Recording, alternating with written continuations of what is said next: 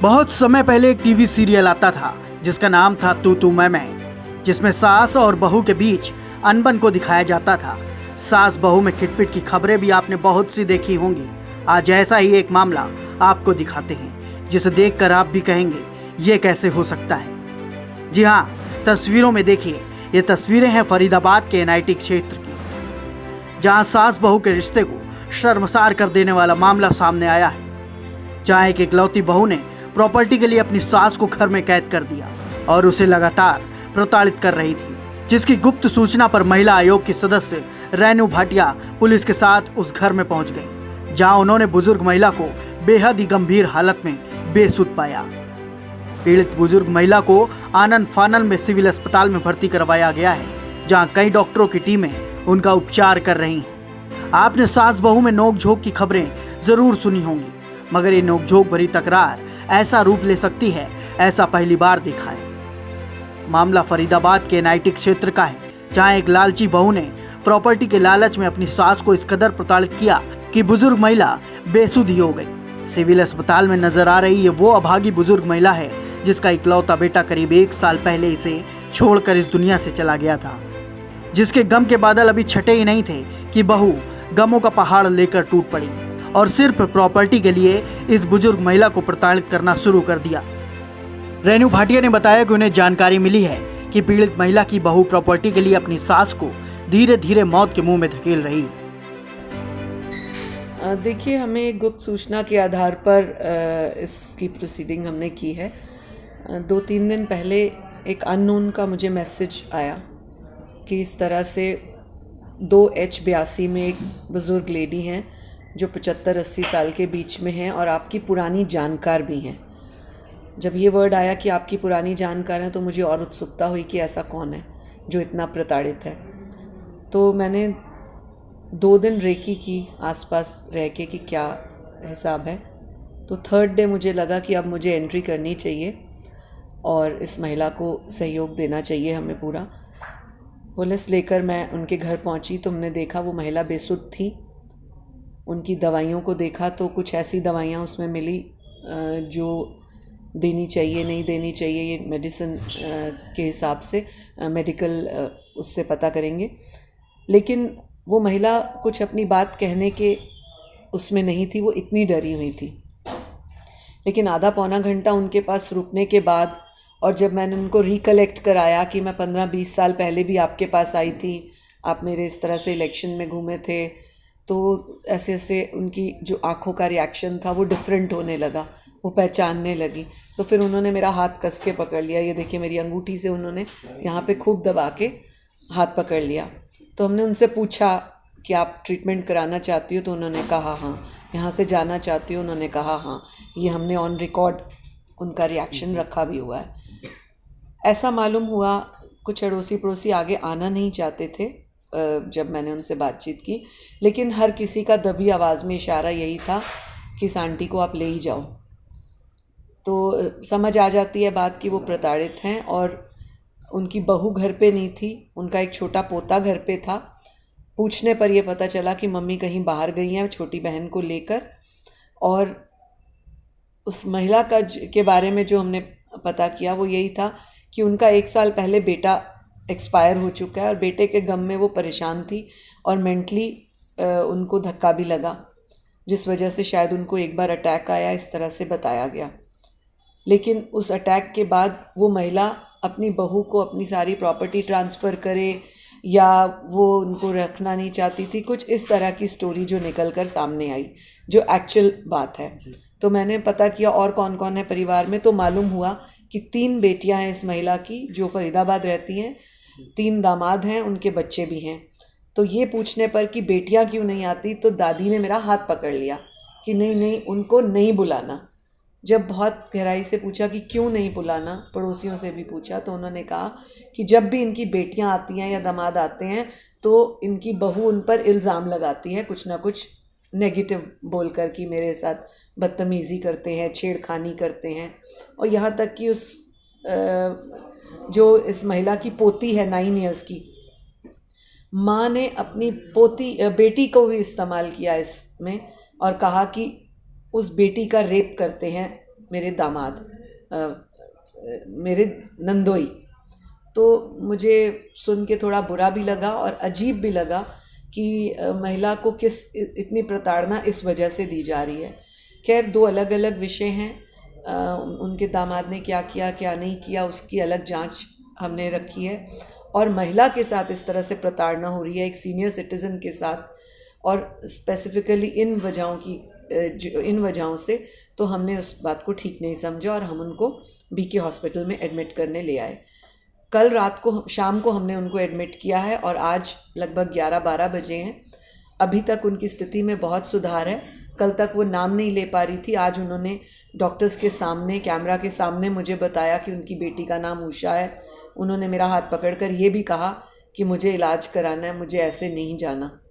तो यहाँ से मालूम होता है कि वो कितनी मेंटली टॉर्चर्ड थी, कितना ट्रॉमा था उनको। इसलिए मैं समझती हूँ सरकार का ये सहयोग जब इस महिला को मिलेगा पूरे मेडिकल ट्रीटमेंट का, हमारी ये माँ फिर से चलने फिरने लगेगी या एटलीस्ट अपने आप उठने बैठने लगेगी। इतना हम प्रयास करना चाहते हैं और आपके चैनल्स के माध्यम से एक मैसेज आज की जनरेशन को कि माँ बहुत बहुमूल्य है। माँ की हम पूजा करते हैं, जिसने हमें जन्म दिया उनका हमें ध्यान रखना चाहिए, ख्याल करना चाहिए। जब उन्होंने हमारा पूरी ज़िंदगी ख्याल किया, अब हमारा फ़र्ज़ है उनका ध्यान रखना। मैम, जिस तरह आपने बताया कि उनकी बहू उन्हें प्रताड़ित करती थी, इस तरह आपको बताया गया, तो ये तो एक मैटर हुआ कि आप उन्हें यहाँ ले आए, अब उनका इलाज हो रहा है। पर अगर वो फिर से वहाँ जाएंगी तो फिर दोबारा ये होगा क्या? इस पर भी पुलिस की तरफ से कोई सहयोग लिया जा रहा है? हाँ, इसके लिए हमने विचार किया है कि एटलीस्ट 3 to 4 डेज़ का इस माँ का ट्रीटमेंट होने के बाद, उनकी स्थिति देखने के बाद, उनके सारे बच्चों को बुलाकर पुलिस के सामने इस चीज़ पर बयान लिया जाएगा कि अब वो माँ किसके पास रहेगी। यदि वो माँ अपनी किसी बेटी के पास रहना चाहती है या तीनों के पास रहना चाहती है, तो हम लिखित में लेंगे कि ये तीनों बेटियाँ अपनी माँ का ध्यान रखेंगी और 4 महीने करके वो अपनी बेटियों के पास रहेंगी। क्योंकि बार बार मैं घर पे नहीं जाऊँगी, उस घर में नहीं जाऊँगी, ऐसा वो माँ बार बार कहती हैं। अब बहू जिस तरह से आरोप लगाती है, अभी कैमरे पे भी रिकॉर्ड हुआ, वो जैसे ही आई उसमें क्या डर के मारे आई है या किस वजह से? क्योंकि उन्होंने अभी आते ही एकदम आरोप लगाने शुरू कर दिया। हालांकि डॉक्टर से हालचाल पूछना चाहिए था, लेकिन डॉक्टर देखिए, ये मुझे लगता है कि ये एक छोटी मानसिकता है, हल्की मानसिकता है। क्योंकि जब हम अपने बुज़ुर्गों को पैसे के लिए, प्रॉपर्टी के लिए, इन चीज़ों के लिए प्रताड़ित करते हैं, तो मुझे लगता है इससे घिनौना अपराध कोई और हो नहीं सकता। और हम सब जानते हैं कि अगर हमारा एक ही बेटा है तो वो प्रॉपर्टी भी उसी की है और सब कुछ उसका है। बावजूद उसके हम इतनी प्रताड़ना क्यों हम अपने बुज़ुर्गों को देना चाहते हैं, ये एक सोच का विषय है, ये एक समझने का विषय है। तमाम डॉक्टर्स की टीम आई, आप सीएमओ साहब से भी बात करी, पीएम मैम सारे मौके पर रहे। क्या हालात हैं अभी, कैसे हालात हैं? जब मैंने विज़िट किया तो मेरे साथ पीएमओ मैडम थी। उन्होंने पूरी तरह से सब डॉक्टर्स को बुला के, स्पेशलिस्ट को बुला के पूरी जानकारी ली है पेशेंट की, और सबको एक कहा है कि हर स्पेसिफिकली हर महकमे का डॉक्टर, हर प्रॉब्लम का डॉक्टर उनको देखेगा अच्छी तरह से। पूरा सिटी स्कैन, प्राइवेट डॉक्टर को भी बुलाने का तय किया गया है कि मेडिसिन का प्राइवेट डॉक्टर आए यहाँ पे उनको प्रॉपर्ली देखने। और मुझे लगता है कि पीएमओ मैम और सीएमओ साहब के सहयोग से इस माँ को दोबारा से एक नई रोशनी, नई ज़िंदगी मिलेगी। महिला पुलिस भी आई थी, उन्होंने भी बात करने की कोशिश की। क्या अगर उनके आरोप, जैसे महिला, फिलहाल तो अभी बुजुर्ग महिला की जो इलाज है, सेहत है, उसके ख्याल रखा जाएगा, लेकिन अगर आरोप सिद्ध होते हैं दुर्व्यवहार के बहू के ऊपर, तो क्या उसमें एक्शन लिया जाएगा? देखिए, मुझे लगता है मेरा फ़र्ज़ है इस माँ को दोबारा एक नया जीवन देना, प्रयास करना कि माँ दोबारा उठ सके, अपनी बात रख सके। और जो भी लीगल कार्रवाई है, जो लीगल बहू के खिलाफ़ या जिसके भी खिलाफ़ बनता है, वो लीगल सेल देखेगा। इतना ही नहीं, इस पीड़ित महिला की 3 बेटियां भी हैं, मगर बहू ने उनका घर आना जाना बंद करवा दिया है। अगर कोई भी बेटी घर आती है तो उनके पति के ऊपर गंभीर और घिनौने आरोप लगा दिए जाते हैं। इतना ही नहीं, बहू ने अपनी 9 साल की बेटी के साथ नंदोई द्वारा छेड़खानी करने का आरोप भी लगाया है। क्या नाम है आपका? मिशा। ईशा, आपके मदर बहुत बुरी हालत में, उनको बीके अस्पताल में लाया गया है और कुछ बताया जा रहा है कि उनकी बहू है उसकी वजह से। हाँ जी सर, 25 जनवरी को उनका अटैक हुआ था, पैरालिसिस। तो हम लोगों को पता चला, हम लोग लेके गए, सारा ट्रीटमेंट करवाया उनका, सारा उनका चेकअप करवाया और उसके बाद हमें उन्हें घर जाने को कह दिया डॉक्टर ने कि इनको सेवा की ज़रूरत है, इनको खाने पीने की ज़रूरत है, आप इन्हें घर पे ही भेजिए, घर ही रखिए। तो हम लोगों ने घर में ही उन्हें रखा, शिफ्ट करा। तो वो थोड़े दिन ठीक ही रही हैं, उसके बाद वो डाउन पे डाउन होती चली गई।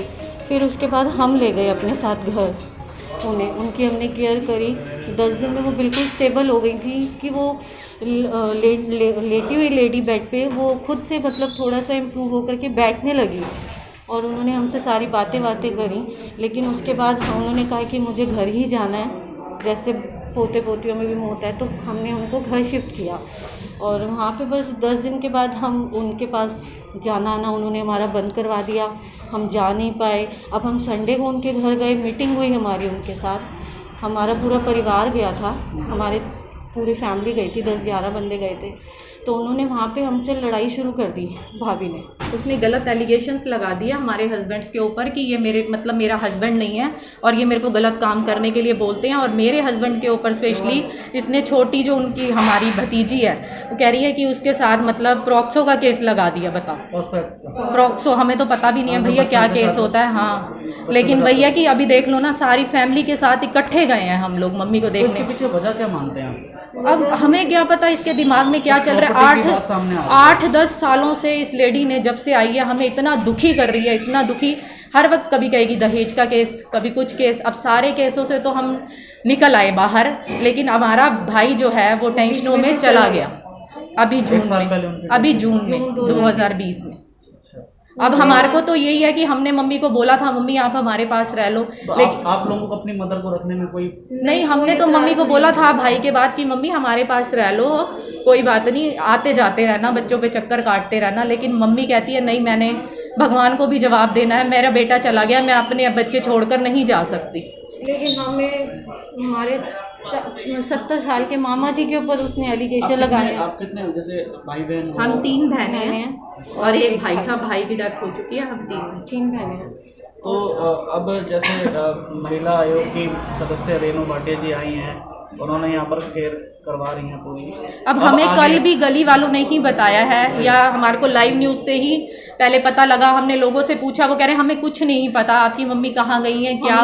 लेकिन हमने न्यूज़ देखी तो हमें मतलब लगा कि शायद किसी हॉस्पिटल में। हम रात भर मम्मी को ढूंढा लेकिन हमें नहीं पता चली। हमने इनका नंबर ट्राई किया लेकिन इनका नंबर भी अवेलेबल नहीं हुआ उस समय हमारे को। लेकिन आज सुबह इन्हीं का फ़ोन आया कि आपकी मदर की ये हालत है। के लिए आपको कोई परेशानी नहीं है? नहीं, कोई हमें हमारी मम्मी है, हम अपनी मदर को अपने साथ रखेंगे, हम वहाँ नहीं छोड़ेंगे अपनी। इन सभी मामलों की अब गहनता से जांच की जा रही है और बुजुर्ग महिला के बयानों के बाद आरोपी बहू के खिलाफ कार्रवाई की जाएगी।